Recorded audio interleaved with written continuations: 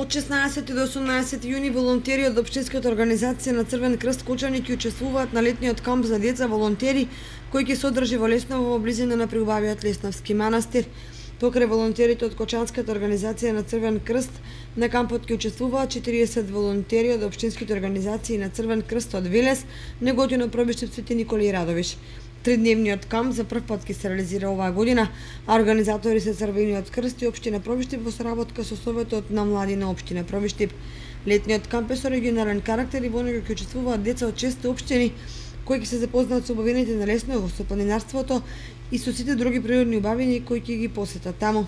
Покрај летниот камп за деца, волонтери на општинските организации на Црвен крст од 6 општини во текот на месецот во Лесново ќе се одржи и познатата меѓународна ликовна колонија Лесново.